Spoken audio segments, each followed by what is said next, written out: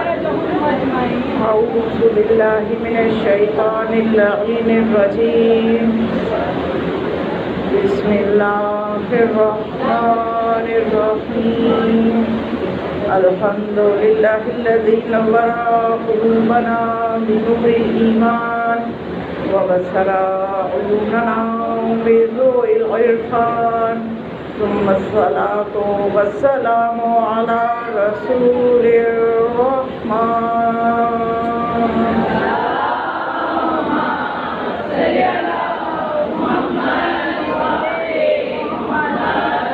ثم الصلاة والسلام على قاضي دينه ومنفذ أحكامه ومروج الإيمان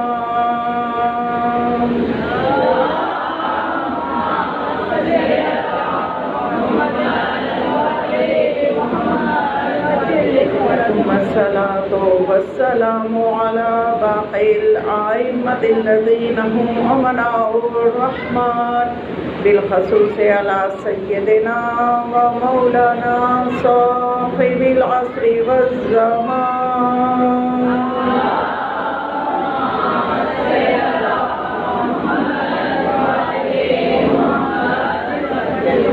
ولعنة الدائمة على أعدائهم أجمعين من يومنا هذا إلى يوم الدين قال الله تعالى في كتابه المجيد وفرقانه الحميد وقوله الحق قل اللهم مالك الملك تؤتي الملك من تشاء وتنزع الملك ممن تشاء تعز من تشاء وتذل من تشاء بيدك الخير إنك على كل شيء قدير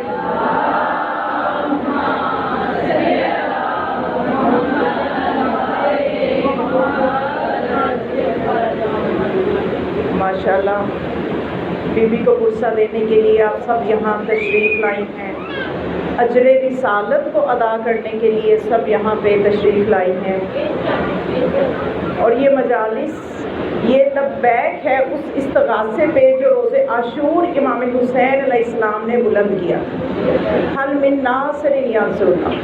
امام علیہ السلام نے جو وہ مدد مانگی تھی وہ اپنی جان کو بچانے کے لیے نہیں، آپ تو اپنا پورا کنبہ شہید کروا چکے تھے اور شہادت کے لیے آمادہ تھے، روز اول سے جانتے تھے کہ یہ شہادت جو ہے یہ آپ کا مقدر ہے، یہ مشیت الہی میں لکھا جا چکا ہے کہ آپ نے شہید ہونا ہے۔ تو وہ جو استغاثہ بلند کیا تھا کہ اب کون ہے جو میری مدد کرے، میری اتنی قربانیوں کو جو میں نے دی ہیں ان کی قدر کون کرے گا، تو یہ وہ استغاثے پہ لبیک ان مجالس کی صورت میں ہم کہتے ہیں کہ ہم آپ کے اس کربلا کے مقصد کو زندہ رکھیں گے اس منبر کی وسیلے سے۔ تو مومنات بہت اجر ہے اس عزاداری کا، بہت برکتیں ہیں۔ میں نے آپ کے سامنے آیت تلاوت کی جس میں خدا یہ فرماتا ہے کہ خدا ہی مالک الملک ہے، ملکوں کا مالک وہ ہے، اور خدا ہی ہے کہ جس کو چاہے عزت دے، جس کو چاہے ذلت دے، اسی کے ہاتھ میں خیر ہے، جس سے چاہے مملکت لے لے، جس سے چاہے مملکت چھین لے، چاہے کو کتنا بڑا فرعون ہو، اللہ کے آگے کسی کی کوئی حیثیت نہیں ہے۔ صرف یہ جو بادشاہیاں نظر آتی ہیں کفار کے ہاتھوں میں، منافقوں کے ہاتھوں میں، یہ اللہ کی دی ہوئی ڈھیل ہے کہ خدا واضح کرنا چاہتے ہیں ان کے نفاق کو، ان کے کفر کو۔ تو جتنی عزت میں کہتی ہوں کہ اس عزاداری سے ہمیں ملی ہے، اور کوئی ایسا زندگی میں عمل نہیں ہے کہ جس سے عزت مل سکے اتنی۔ اگر کوئی نمازیں پڑھے تو اسے اس طرح سے عزت نہیں ملے گی، وہ اپنے لیے نماز پڑھ رہا ہے، ٹھیک ہے اللہ کی نظر میں اس کی عزت ہوگی، لیکن وہ عزت نہیں ہوگی جو عزاداری کو انجام دینے سے جو مومن کو عزت ملتی ہے کسی اور عبادت کی انجام دہی سے نہیں ملتی۔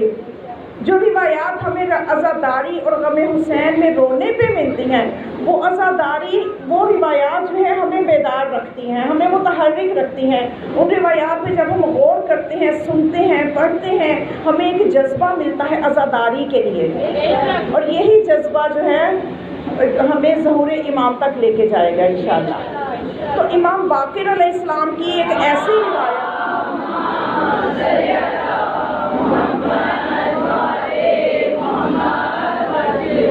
کہ اس سے آپ اندازہ کریں کہ ہمیں آل محمد کے غم میں آنسو بہانے سے ملتا کیا ہے، کتنی عزت ہو جاتی ہے اس بندے کی، اس مومن کی، اس مومنہ کی جو اس غم میں آنسو بہائے، جو اس فرش عذاب پہ آ کے بیٹھے۔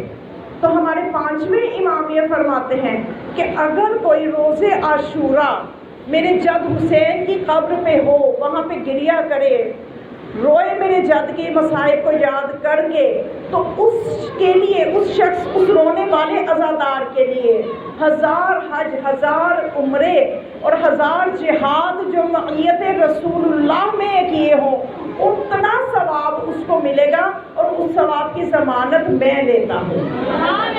یعنی 5ویں امام، ضمانت لینے والی کوئی معمولی ہستی نہیں ہے، باقر العلوم ہے۔ اور کتنا ثواب معاشرے میں آپ دیکھیں، کوئی 2 یا 4 حج کر لے تو اپنے نام کے ساتھ الحاج لکھنا شروع کر دیتا ہے، اور کتنی اس کی عزت بن جاتی ہے۔ اور یہ بھی کوئی پتہ نہیں کہ وہ حج مقبول بھی ہے یا نہیں، ان کی قبولیت کی ضمانت کس نے لی؟ اس نے تو حج کر لیے، کیا کہیں اس کو قبولیت کی ضمانت نظر آئی؟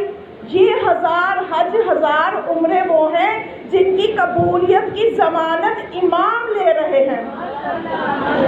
اور پھر اس راوی نے کہا کہ یبنا رسول اللہ، اتنا اجر و ثواب یہ تو اس شخص کے لیے نا جو وہاں پہ ہوگا، اور جو لوگ دوسرے دور دراز کے ممالک میں رہتے ہیں وہ اس اجر و ثواب کو کیسے حاصل کریں؟ توجہ ہے سب کی؟ تو امام نے فرمایا کہ اگر وہ صحراؤں میں نکل جائیں، نہیں جا سکتے، اپنے گھروں کی چھت پہ چلے جائیں۔ گھر کی چھت پہ جانا تو کوئی مشکل نہیں ہے، اتنا تو ہم کر ہی لیں گے نا۔ تو جب امام فرماتے ہیں وہ گھر کی چھت پہ اگر وہ مومن چلا جائے اور یہی وظیفہ انجام دے، میرے جد کے روزے کی طرف اشارہ کر کے سلام بھیجے، مختصر زیارت چلیں آپ پڑھ لیں، اور مرثیہ پڑھیں، گریہ کریں، میرے جد کی مظلومیت پہ آنسو بہائے، تو اس کے لیے بھی اسی ثواب کا میں ضامن ہوں۔ اب راوی جو تھا وہ حیران ہو گیا۔ ممکن ہے ہم میں سے بھی کسی کو حیرت ہو رہی ہو اندر سے، کیونکہ یہ جو معصومین کی روایات ہیں ان کو ہر بندہ اپنی معرفت سے قبول کرتا ہے، ان کے معجزات کو، ان کے فضائل کو ہر انسان اپنی معرفت سے قبول کرتا ہے۔ علی کی محبت آتی ہی پاکیزہ ظرف میں ہے۔ ہم ایک دفعہ میس میں تمام کوفہ سے مدینہ آئے تو انہوں نے یہ ارادہ کیا کہ میں ام المومنین ام سلمہ کو بھی سلام کر دوں، آیا ہوں تو ان کو بھی سلام کرتا جاؤں۔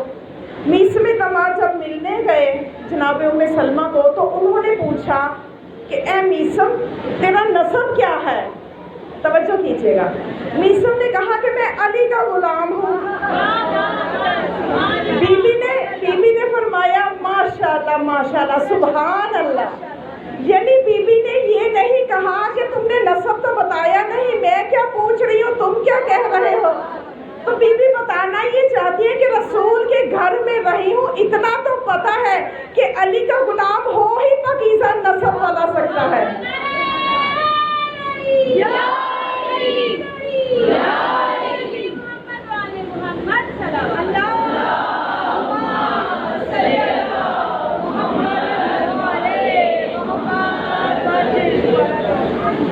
تو جب راوی نے تعجب کیا، کہنے لگا کہ مولا اتنا اجر و ثواب، اس فعل پہ اتنا اجر و ثواب، تو مولا نے اس کے تعجب کو مزید ایک درجہ بڑھاتے ہوئے فرمایا، مولا نے فرمایا اچھا تمہیں تعجب ہو رہا ہے تو سنو کہ اب تک آدم سے لے کے خاتم تک انبیاء نے، اولیاء نے، اوصیاء نے خدا کے دین کو پہنچانے میں جتنی تکلیفیں اٹھائی ہیں، ان تکلیفوں پہ انہیں جتنا اجر ملا ہے وہ سارا اجر بھی اس عزادار کے لیے ہے۔ نہ صرف وہ بلکہ یہ بھی کہ جتنی تکلیفیں انبیاء نے، اولیاء نے خدا کے دین کو پہنچانے کے لیے اٹھائیں، ان کا اجر و ثواب بھی۔ میں نے یہ کہہ دیا کہ ان ہستیوں کی جو باتیں ہیں یہ جتنی بصیرت و معرفت ہے اتنی ہی بندہ ہضم کر سکتا ہے. یہ دینے پہ آمادہ ہے، ہم لینے میں کنجوسی کیوں کریں؟ ہم کیوں کہیں کہ نہیں عقل نہیں مانتی، عقل نہیں مانتی، اتنی سی بات پہ اتنا کچھ، ہم کیوں ان چیزوں میں جائیں؟ وہ دینے پہ آمادہ ہے، ان کی رحمت اور کرم کا ہم اندازہ ہی نہیں کر سکتے، تو ہم مانگنے میں کیوں کنجوسی کریں یا ہم ایسی سوچ کیوں رکھیں؟ تو مومنات بہت اجر ہے اس عزاداری کا کہ یہی عزاداری جو ہے یہ کتنی عزت بڑھا دیتی ہے کہ 2-4 حج کرنے سے بندہ الحاج بن جاتا ہے. اور مولا فرماتے ہیں کہ حج و عمرہ، اتنے حج و عمرہ کی ضمانت اور جہاد کی ضمانت میں لیتا ہوں. تو ہمیں ان روایات میں شک نہیں کرنا چاہیے. اور خدا یہ فرماتا ہے کہ وہ جسے چاہے عزت دے، جسے چاہے ذلت دے.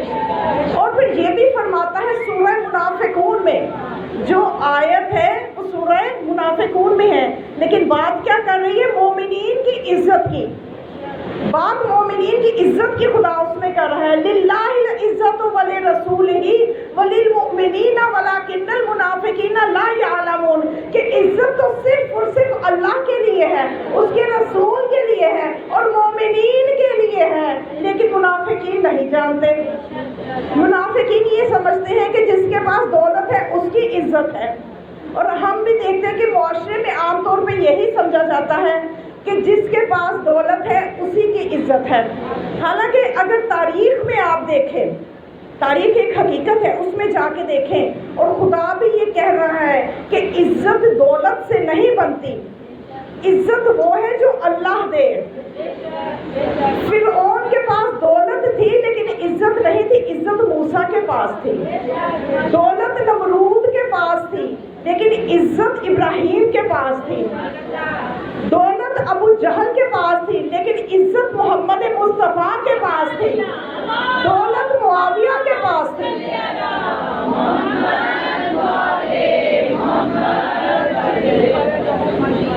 دولت معاویہ کے پاس تھی لیکن عزت علی بن ابی طالب کے پاس تھی. یہ عزت ہے. عزت کے لیے ضروری نہیں ہے کہ آپ تخت پہ ہوں، آپ تخت پہ ہوں، یہ عزت کے لیے ضروری نہیں ہے. مولا کائنات کی جو عزت خدا نے بنائی، آیات قرآنی میں آپ دیکھ لیجئے، رسول کی زبان سے دیکھ لیجئے کہ دنیا کوشش کرتی رہی اس عزت کو مٹانے کے لیے، اور اللہ کی مصلحت اور مشیت یہ تھی کہ علی کا نام قیامت تک اور قیامت میں بھی اور ہمیشہ بلند و بالا رہے.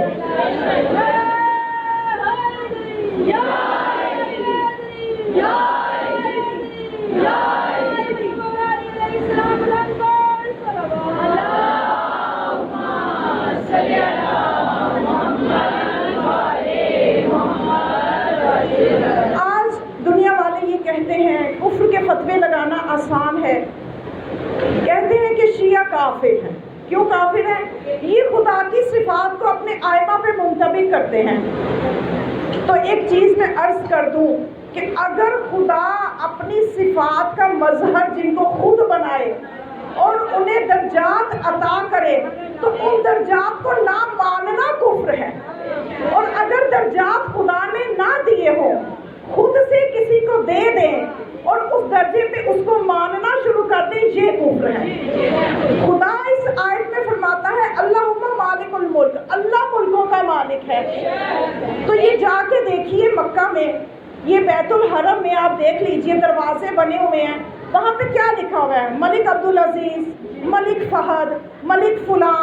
یہ وہ ہیں جو دنیا کے بنائے ہوئے مالک الملک ہیں.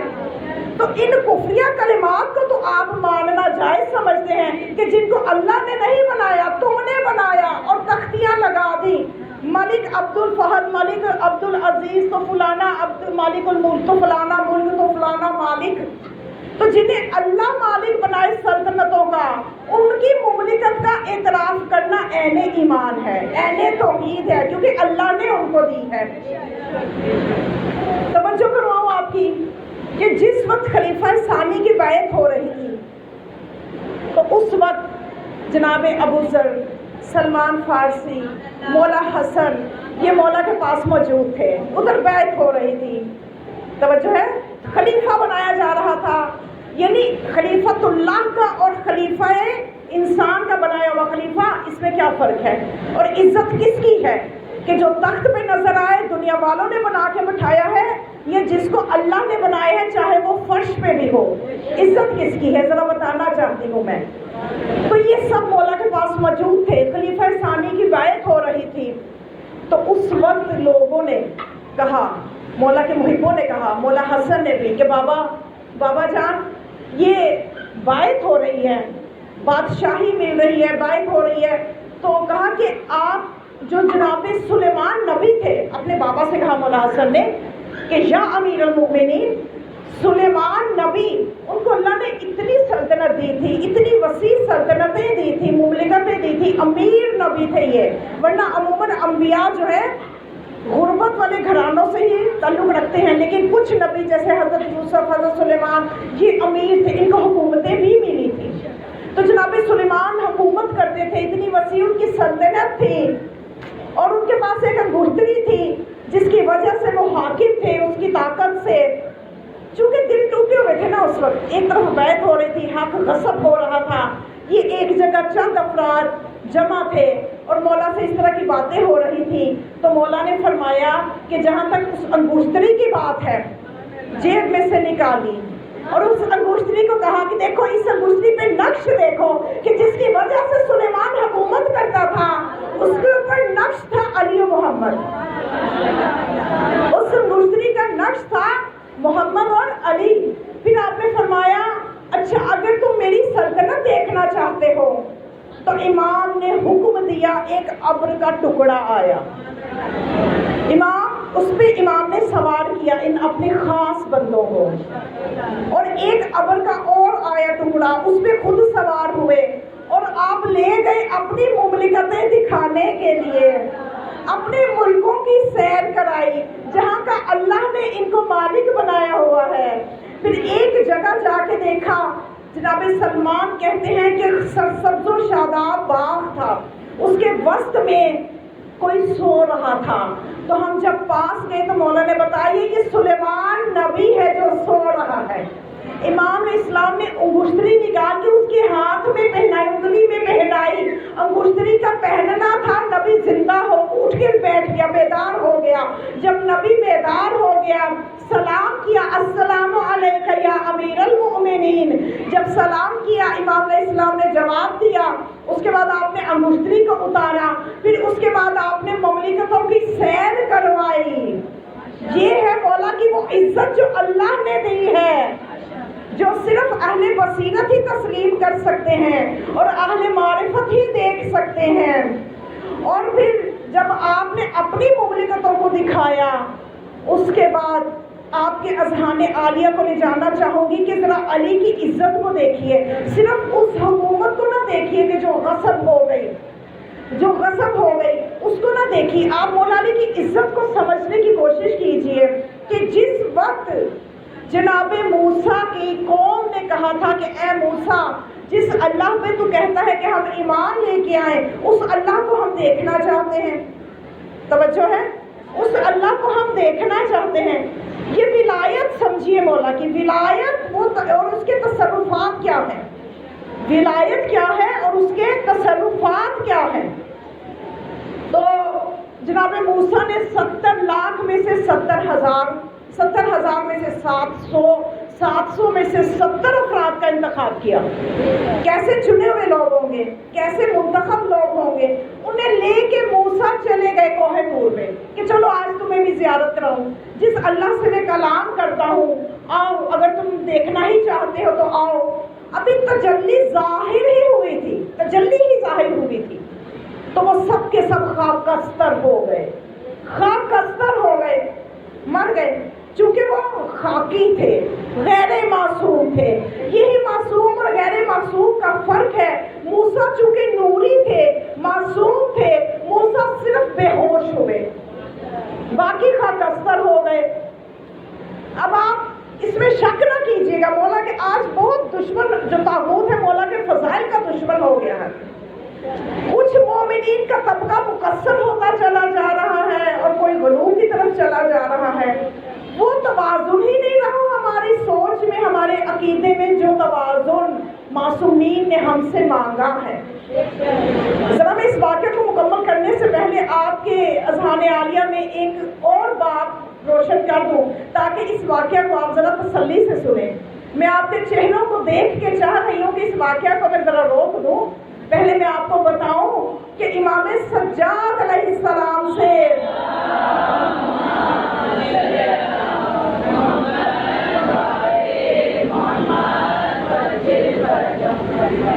ایک مرتبہ پوچھا گیا, جابر نے پوچھا, مولا من المقصر, مقصر کون ہوتا ہے؟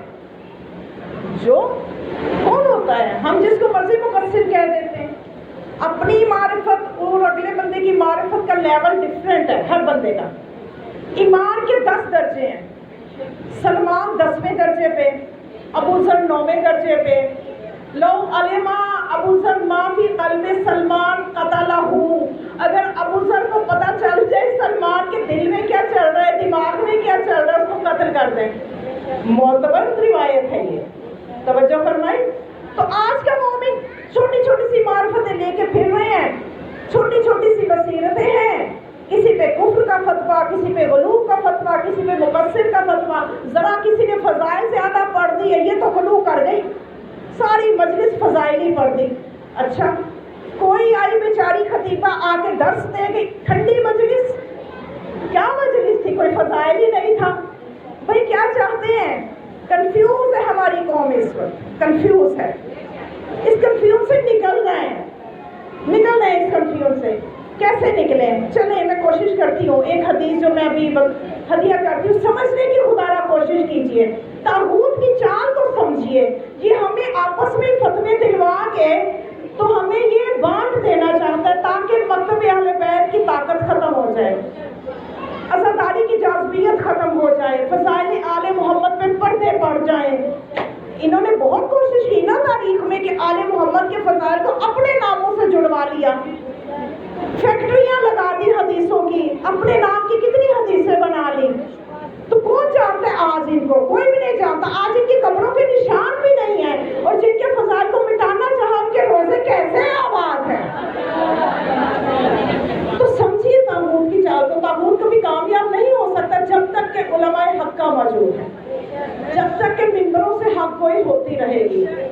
تو وہ جابر نے پوچھا, مولا من المقصر, مقصر کون ہے؟ مولا نے فرمایا الذین قصروا فی معرفت الائمہ, وہ لوگ مقصر ہیں جو ائمہ کے فضائل میں, ان کی معرفت میں تقصیر کرتے ہیں. جو لوگ ائمہ کو اس طرح سے نہیں پہچانتے جیسے اللہ نے پہچانوایا ہے, جیسے اللہ نے پہچانوایا ہے. اور کون کو مقصر ہے؟ مولانا نے فرمایا الذین قصروا فی معرفت الائمہ وفی المعرفت ما فرض اللہ فی روحہ و امرہ, کہ اللہ نے جو مختص کیا ہے اس کی روح کے ساتھ اور اس کے امر کے ساتھ, اس میں بھی وہ معرفت نہیں رکھتے. یعنی امام کی امر کی معرفت نہیں ہے, امام کی روح کی معرفت نہیں ہے. تو پھر جابر نے کہا فما معرفت روح ہی, کہ مولا امام کی روح کی معرفت کیا ہے, امام کی روح کی معرفت کیا ہے. تو مولا نے فرمایا کلو, کہ امام کے روح کی معرفت یہ ہے کہ وہ اس بات کا یقین رکھے مومن کہ من خصہ اللہ بروحہ وفوضہ الیہ امرہ, کہ خدا جس کو اپنی روح کے ساتھ مختص کرتا ہے اس کے سپرد کچھ امور کر دیتا ہے, کچھ اختیارات اس کو دے دیتا ہے. فَيَخْلُقُ بِإِذْنِهِ, تو جب اللہ اختیارات دے دیتا ہے تو وہ امام فَيَخْلُقُ بِإِذْنِهِ, وہ خلق کر سکتا ہے اس کے اذن سے. فَيُحْيِي بِإِذْنِهِ, وہ زندہ کر سکتا ہے اس کے اذن سے. وَيَعْلَمُ مَا فِي السَّرَائِرِ, دلوں میں کیا چھپا ہوتا ہے وہ جان لیتا ہے بِإِذْنِهِ, اس کے اذن سے. وَيَعْلَمُ مَا كَانَ وَمَا يَكُونُ إِلَى يَوْمِ الْقِيَامَةِ, اور وہ جان لیتا ہے جو ہو چکا اور جو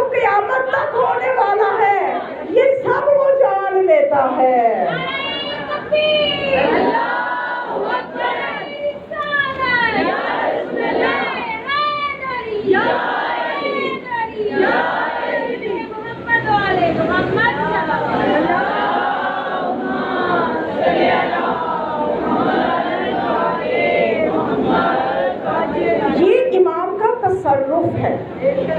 ضروری تھا یہ تصرف دینا ان ہستیوں کو.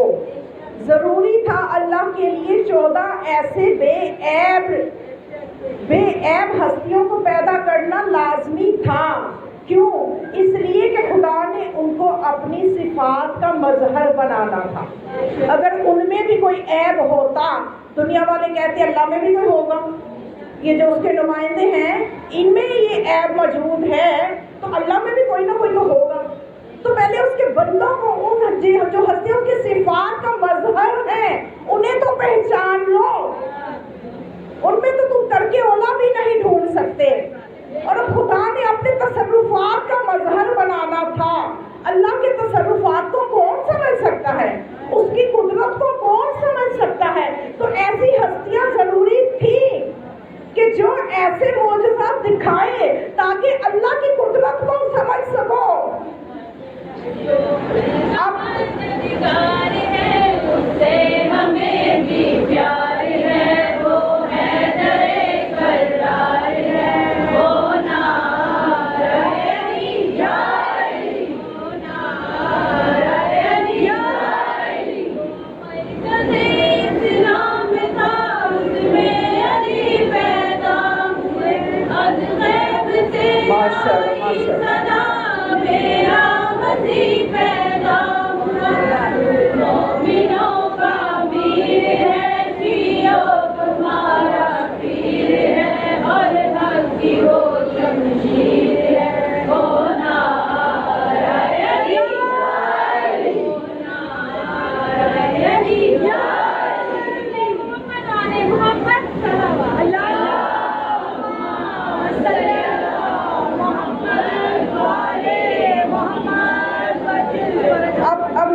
کرتی ہوں آپ آمادہ ہیں. اب میں اس واقعہ کو مکمل کر دوں. اب موسیٰ واپس آئے اپنی قوم کے پاس. سرداروں نے کہا موسیٰ ہمارے 70 بندے لے گئے تھے، ہمارے 70 بندے لے گئے تھے، کہاں ہیں؟ اکیلے چلے آ رہے ہو. موسیٰ نے کہا کہ اسی طرح سے ہوا کہ جلدی ظاہر ہوئی، میں تو بے ہوش ہوا. ظاہر ہے وہ نوری ہیں اور وہ خاکستر ہو گئے، مر گئے، خاکستر ہو گئے. تو کہنے لگے وہ سردار کہ نہیں موسیٰ ہم نہیں مانتے، یہ تو کہانی بنا رہے ہو، تمہیں قصاص دینا ہوگا. وہ بندے اگر مر گئے ہیں تمہارے ساتھ، جا کے ان کا قصاص دو. اب جناب موسیٰ پریشان ہو گئے، دستے دعا بلند کیے. جبرائیل آئے اور آ کے کہا کہ اے موسیٰ ان ہستیوں کا واسطہ دو کہ جن کی وجہ سے تیری نبوت قائم ہے. تو جناب موسیٰ نے پرشت پاک کا واسطہ دیا. پرشت پاک کا واسطہ دینا تھا.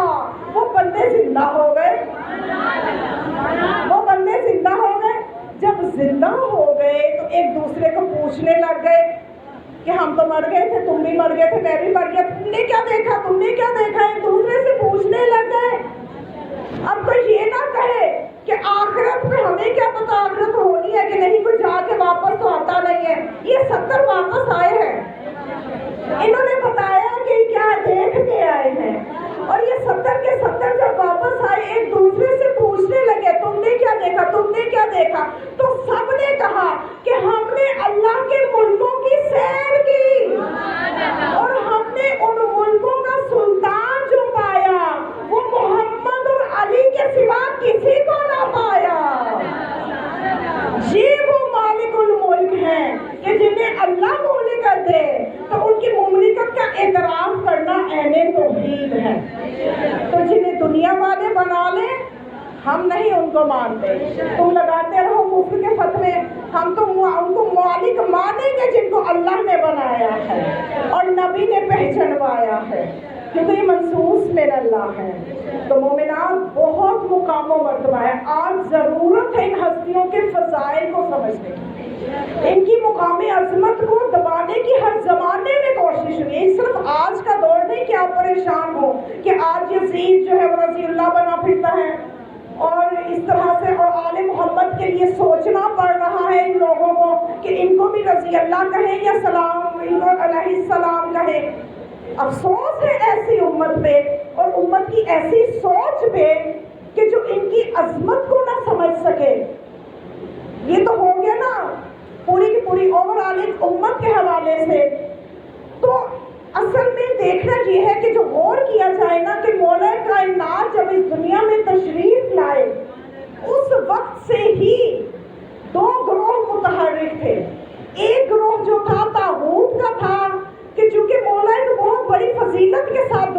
تشریف لائے تھے. آپ کعبہ میں پیدا ہوئے، کعبہ میں پیدا ہوئے تو دنیا کو یہ چیز ہضم نہ ہوئی، تو اس وقت سے ہی کوششیں شروع کر دی. بغض تھا ان کے دلوں میں، حسد تھا ان کے دلوں میں. تو ایک طاقت باطن جو تھی وہ اسی وقت وجود میں آئی اور اس نے مولا کی فضیلتوں کو ہمیشہ دبانے اور مٹانے کی کوشش کی. طاغوت آج بھی وہی کام کر رہا ہے. طاغوت یہ اس قوت کا نام ہے جو اللہ کے مقابلے میں سر اٹھائے، چاہے وہ دین کے لبادے میں ہو، چاہے وہ سیاست کے لبادے میں ہو، چاہے وہ منبر پہ آگے ہی کیوں نہ بیٹھ جائے، اگر وہ خدا کی توحید پہ حرف آئے تو سمجھتے وہ بھی طاغوت کا ساتھ دینے والی قوت ہے. تو خدا کے مقابلے پہ آنے والی ہر قوت طاغوت ہے. طاغوت نے چاہا علی کے فضائل مٹے، اور طاغوت جو تھا وہ سربراہ تھا اس باطل قوت کا جو چاہتی تھی کہ علی کے فضائل کو بڑھنے نہیں دینا، مٹانا ہے. اور جو طاقت چاہتی تھی کہ علی کے فضائل تا قیامت رہے، روز محشر بھی علی علی ہو، اس کا سربراہ اللہ تھا.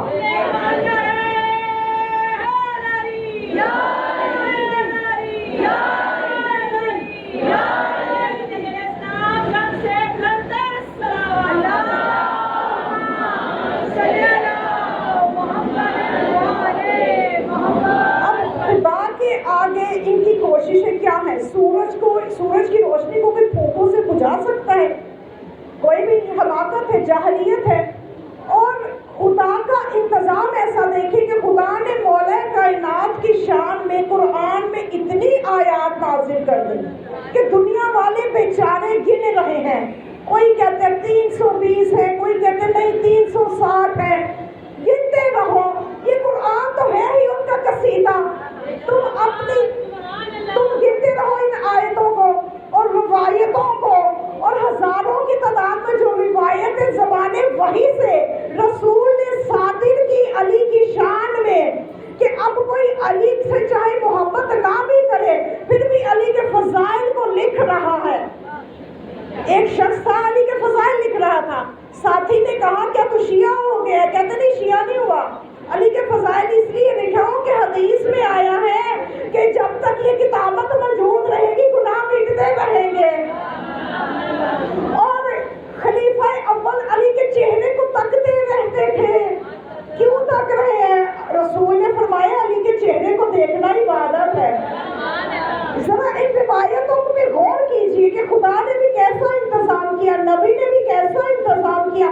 ایسی ایسی روایتیں بیان کر دی کہ آج دنیا والے سمجھتے ہیں کہ علی سے محبت شرک ہے، علی سے محبت کرنے سے کوئی توحید کم ہو جائے گی، توحید پرستی میں کوئی کمی آ جائے گی علی سے محبت کرنے پہ. میں کہتی ہوں جہالت ہے. ایسے لوگوں کی عقلوں پہ طے در طے جہالت کے پردے پڑے ہوئے ہیں کہ بھئی علی سے محبت کرنے پہ توحید پرستی کیسے کم ہوگی، اور تم علی سے بچ کے جاؤ گے کہاں؟ کہتے ہیں کہ ہم بیت اللہ کے چکر لگانے سے توحید پرست بن جائیں گے. تو بھئی بیت اللہ کے چکر جو لگا رہے ہو، اسی بیت اللہ کے بارے میں رسول نے کہا یا علی انت مثل کعبہ، اے علی تیری مثال کعبہ کی سی ہے.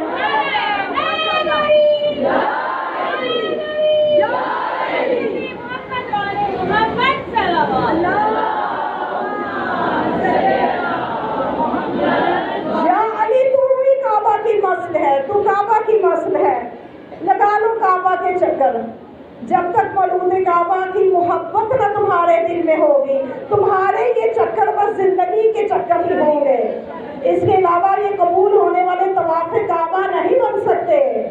تو علی کعبہ کی مسل ہے. کیوں؟ اس لیے کہ رسول بتانا یہ چاہتے ہیں کہ ہر کوئی حج کرنے کے لیے کعبہ جاتا ہے، اپنے فرض کی ادائیگی کے لیے کعبہ جاتا ہے. کوئی کبھی بھی کعبہ چل کے کسی کے پاس نہیں گیا. تو تاریخ اٹھا کے دیکھ لیجئے، ہر کوئی اپنے علمی مسئلے لے کے علی کے پاس گیا. علی کبھی کسی کے پاس نہیں گیا.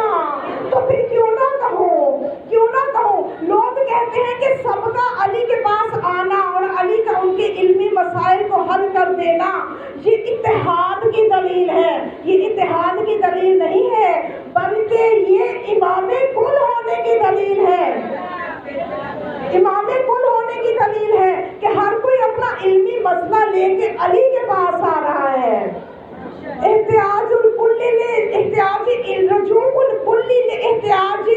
یوحی الیہ واقتداء عن الکل دلیل انہ امام الکل. ہر کسی کا اپنے علمی مسئلوں کے لیے علی کے پاس آنا اور علی کا سب سے بے نیاز رہنا، کبھی کسی کے پاس نہ جانا، اس بات کی دلیل ہے کہ علی ہی امام کل ہے. امام ہونا ہی اس کو چاہیے کہ جو علم لدنی کا مالک ہو، جو اپنے علم کے لیے سوائے رسول کے کسی کا محتاج نظر نہ آتا ہو. امام ہوتا ہی وہ ہے. اب دنیا والے کہتے ہیں کہ علی سے بچ کے ہم توحید پرست ہو جائیں گے، علی کے پسندیدہ، ہم خدا کے پسندیدہ ہو جائیں گے، تو ہم سورہ توحید کی تسبیحاں پڑھ رہے ہیں. بھائی سورہ توحید کی جتنی مرضی تسبیحاں پڑھ لو، اگر توحید کے سورہ توحید کے بارے میں یہ روایت میں آیا ہے کہ سورہ توحید کی مثال ایسے ہے کہ جس نے ایک مرتبہ پڑھا 1/3 قرآن کا ثواب، جس نے سورہ توحید کو 2 مرتبہ پڑھا 2/3 قرآن یعنی 20 پاروں کا ثواب، جس نے اس سورہ کی تلاوت 3 مرتبہ کی اس نے پورے قرآن کا ثواب لے لیا. 3/3 یعنی 30 سپاروں کا ثواب لے لیا. تو اگر سورہ توحید پڑھنا چاہتے ہو تو یہ سن لو، یہ حدیث صرف ہماری کتابوں میں نہیں ہے بلکہ اہل سنت کی کتابوں میں بھی موجود ہے کہ اے علی تیری مثال سورہ توحید کی سی مثال ہے. جسے دل سے محبت کی اس نے ایمان کا 1/3 حصہ پا لیا. اگر ایمان کو 3 تہائیوں میں تقسیم کرے، جس نے دل سے محبت کی اس نے 1/3 ایمان پایا، جس نے زبان سے تیری محبت کا اظہار بھی کیا اس نے 2/3 ایمان پا لیا، اور جس نے عمل سے بھی اظہار کیا تیرا ہونے کا اس نے پورا ایمان پا لیا. تو ایمان جو ہے مولا کائنات نے بھی جب ایمان کی تعریف کی ہے تو مولا نے یہی فرمایا ہے کہ ایمان کیا ہے کہ دل سے قبول کرنا، اقرار باللسانی زبان سے اقرار کرنا، والاظہار بالارکان اور اپنے اعضاء و جوارح سے اظہار کرنا کہ ایمان ہمارے اندر موجود ہے.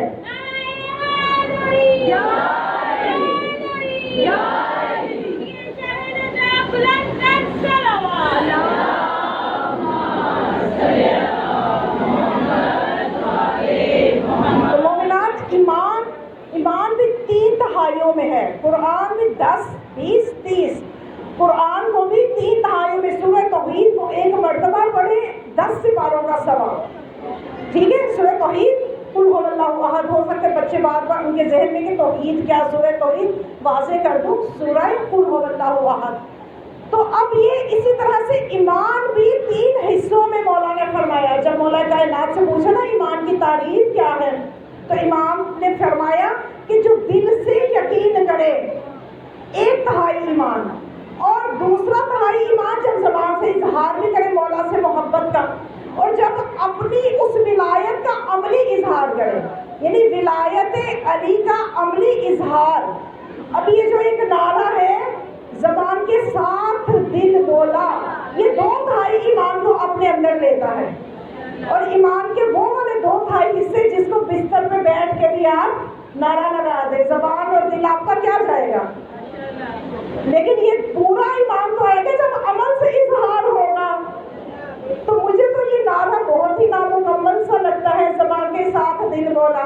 اگر آپ نے بنانا ہی ہے تو یہ کہیں کہ دل کے ساتھ عمل بولا، علی مولا علی مولا. تو آج سے آپ یہ نعرہ بنائیں. وہ نعرہ سنا دیتا ہے کہ اچھا جی میرا دل بھی کہہ رہا ہے، میری زبان بھی کہہ رہی ہے، بس ہو جاؤ. زبان بھی تو کہہ رہی ہے، دل بھی کہہ رہا ہے، عمل کب کہے گا. کس علی کو ہم مولا مانتے ہیں، کس علی سے ہم محبت کرتے ہیں. علی سے محبت کیوں کرتے ہیں؟ اتنے عرصے سے ممبروں سے بھی بیان ہو رہا ہے. بس آپ مجھے اس سوال کا جواب کوئی دینا چاہے. اگر علی سے محبت کیوں کرتے ہیں کہ علی ہماری مشکلوں کو آسان کر دیں گے، اس لیے محبت ہے. علی سے اس لیے محبت ہے کہ علی کی شان میں بڑی آیتیں اتری ہیں، علی کی شان میں بڑی روایتیں آئی ہیں. اچھا کیا علی سے اس لیے محبت ہے؟ علی ایک فکر دینا چاہ رہی ہوں نا، باہر والوں کو بھی دی، اب ذرا اندر والوں کو بھی تھوڑا سا ضرورت ہے. اب علی سے محبت اس پہ سوچا کرے. میں نے سوچا ہے کہ ہم مولا سے محبت، اگر فرض کریں آپ کو کوئی مشکل تھی، آپ نے نادے علی کا وظیفہ رکھا آپ کی مشکل دور نہیں ہوئی، کہ علی سے محبت کم ہو جائے گی؟ یقین کم ہو جائے گا۔ تو علی سے محبت ہم کس لیے کرتے ہیں؟ کہ علی نے خیبر فتح کیا، علی نے رسول کی مدد کی، علی بہت بڑے عالم تھے، علی باب اللہ ہیں، علی باب علم رسول ہیں، بڑی بہت فضیلتیں۔ علی سے محبت علی کے لیے کرنی چاہیے، اس لیے نہیں کہ ہماری مشکلیں آسان ہو جائیں۔ مشکلیں آسان نہیں ہوئی تو محبت کا درجہ کم ہو گیا، اور محبت اس سے ہونے لگے کہ جو مشکلوں کو آسان کرے۔ ان ہستیوں سے محبت کس معیار کی ہونی چاہیے؟ وہ معیار ہمیں خود مولا علی نے بتایا۔ مولا علی نے فرمایا کہ دیکھو جب کسی ہستی سے محبت ہوتی ہے نا، وہ بے لوث ہونی چاہیے، وہ اس ہستی کی معرفت پیدا کر کے محبت ہونی چاہیے۔ دیکھو میں خدا سے محبت کرتا ہوں تو میں یہ اعلان کرتا ہوں کہ اے میرے اللہ، کہ میں تیری عبادت فعبدتک، کہ میں تیری عبادت نہ تیری جنت کے لالچ میں کرتا ہوں، نہ تیرے جہنم کے خوف سے کرتا ہوں، عبدتک اہلا عبادتی فعبدتک، میں تجھے عبادت کے لائق سمجھ کے تیری عبادت کرتا ہوں۔ تو یہی اصول مولا کائنات پہ بھی رکھیے کہ یا علی ہم آپ سے محبت صرف اس لیے نہیں کرتے کہ آپ ہماری مشکلوں کو آسان کریں، وہ تو آپ کا کرم ہے، آپ کی محبت کی برکت سے بھی وہ مشکلیں آسان ہو جائیں گی، اور اگر وہ مشکلیں آسان نہیں بھی ہوں گی تو تب بھی ہماری محبت میں کمی نہیں آئے گی۔ آل محمد پہ کتنی مصیبتیں آئیں، ان کے دل میں اللہ کی محبت کم ہوئی ہے پہلے سے بھی بڑی۔ مولا تو یہ فرماتے ہیں وَلَوْ كَشَفَ الْغِطَاءَ لَمْ يَزْدَادُوا ایمانا، تب آپ پردے بھی ہٹ جائے ایمان میں ذرہ برابر اضافہ نہیں ہو سکتا۔ یہ وہ منازل ہیں، یہ وہ مرتبے ہیں، ہمیں ان ہستیوں سے محبت ان ہستیوں کی وجہ سے کرنی چاہیے۔ پھر دیکھیں کہ ہمیں اس درد سے کیا ملتا ہے، پھر ہمیں اپنی مشکلوں کی کوئی پرواہ نہیں رہے گی، ہمیں اپنی مشکلیں ہمارے لیے حقیر ہو جائیں گی، ہمارا مطمع نظر بس یہ ہستیاں ہی بن جائیں گی۔ آپ کے اذہان عالیہ میں ہوگا، بس اب میں مسائل کی طرف آ رہی ہوں کہ حارث حمدانی تپتی دوپہر میں مولا کائنات کی زیارت کرنے کے لیے گئے، مولا کے گھر کا دروازہ بجایا، مولا علی نے پوچھا اے حارث تم اس وقت، حالانکہ ممکن ہے ایک ہی محلے ایک ہی علاقے میں رہتے ہیں، فجر کی نماز حارث نے مولا کے پیچھے ہی پڑھی ہوگی، زیارت کی ہوگی، لیکن محبت کی تڑپ کیسی ہے؟ ہم نے اپنے امام کے لیے کبھی وہ شدت محسوس کی کہ ہم نے تو کبھی دیکھا بھی نہیں ہے، اور ہم میں شدت بھی نہیں ہے کہ ہم دیکھیں۔ اور حارث حمدانی ابھی دیکھتے ہیں تو پھر چلے گئے دوپہر کے وقت، دوپہر کی گرمی میں تو باہر نہیں نکلتا، حارث حمدانی چلے گئے، مولا سے سلام دعا ہوئی، مولا نے پوچھا کیسے آئے ہو؟ کہنے لگا مولا مجھے آپ سے کوئی غرض نہیں ہے، کوئی حاجت نہیں ہے۔ کبھی بغیر حاجت کے بھی علی کو بلایا کرے کہ مولا علی آج میرا کوئی مسئلہ نہیں ہے، بس آپ سے دل کر رہا ہے آپ کا ذکر کرو، دل کر رہا ہے کہ آپ کو آج ایک درود کی تسبیح ہدیہ کرو، دل کر رہا ہے کہ آج آپ کو 2 رکعت نماز ہدیہ کرو۔ مولا میری حاجت کوئی نہیں ہے، میرا مسئلہ کوئی نہیں ہے، آپ بے لوث ہو کے تو دیکھیں، پھر دیکھیں ادھر سے کیا ملتا ہے۔ جب مولا نے کہا اچھا واقعی حارث تمہاری کوئی ضرورت نہیں ہے، بغیر ضرورت تم صرف میرے دیکھنا تمہیں یہاں لے آیا، میری محبت کی کشش تمہیں یہاں لے آئی، تو پھر یاد رکھ حارث حمدانی میں بھی تجھے 3 موقعوں پہ نظر آؤں گا، 3 موقعوں پہ تیری مدد کروں گا، وقت احتضار تیرے پاس ہوگا، اور پرصراط پہ تیری مدد کروں گا، حوض کوثر پہ تجھے سیراب کروں گا۔ اے حارث یاد رکھ جب بھی کوئی دنیا سے جاتا ہے، جب بھی کوئی، بات مومن کی نہیں مولا کہہ رہے، مولا فرما رہے ہیں جب بھی کوئی دنیا سے جاتا ہے وہ مجھے دیکھتا ضرور ہے، اگر مومن ہوتا ہے تو مجھے دیکھ کے خوش ہوتا ہے، اگر منافق ہوتا ہے تو دیکھ کے پریشان ہو جاتا ہے۔ کہ ساری عمر اس علی کو نہ میں نے سمجھا، ساری عمر اس کی محبت کو دل میں پیدا نہ کیا، تو ابھی آخرت میں حکومت تو علی کی ہے۔ تو مومنات مولا کائنات کی سب سے بڑی مظلومیت کبھی آپ سوچیں، مجھے تو یہی لگتی ہے کہ مولا کی سب سے بڑی مظلومیت یہ ہے کہ مولا کو پہچانا نہیں دیا، نہ دوسروں نے پہچانا نہ اپنوں نے پہچانا، محبت کا دعویٰ کرنے والوں نے بھی نہ پہچانا، صرف چند شیعوں نے پہچانا۔ شیعہ کا بہت بڑا مقام ہے، اور ہمیں محب کی منزل تک پہنچ کے رک نہیں جانا، ہمیں محب سے شیعت تک کا سفر طے کرتے رہنا ہے۔ کرتے رہنا ہے کہ شاید ہم بھی شیعہ بن جائیں علی کے۔ مومنات، بہت بڑی مظلومیت ہے مولا علی، ان کی اولاد پہ جو ظلم کیے گئے ہیں کربلا میں، وہ مولا کے بغض کی وجہ سے، کیونکہ یہ پکارا جاتا تھا کوفہ اور شام کے بازاروں میں کہ آؤ جس نے علی سے بدلہ لینا۔ کیسے لعین تھے وہ لوگ، کیسے اشقیاء تھے، کیسے بد فطرت لوگ تھے کہ علی کا بدلہ میدان میں تو نہ لے سکے ان کے آباء و اجداد، آج ان کی اولادیں ایسی ذلیل سوچ کی مالک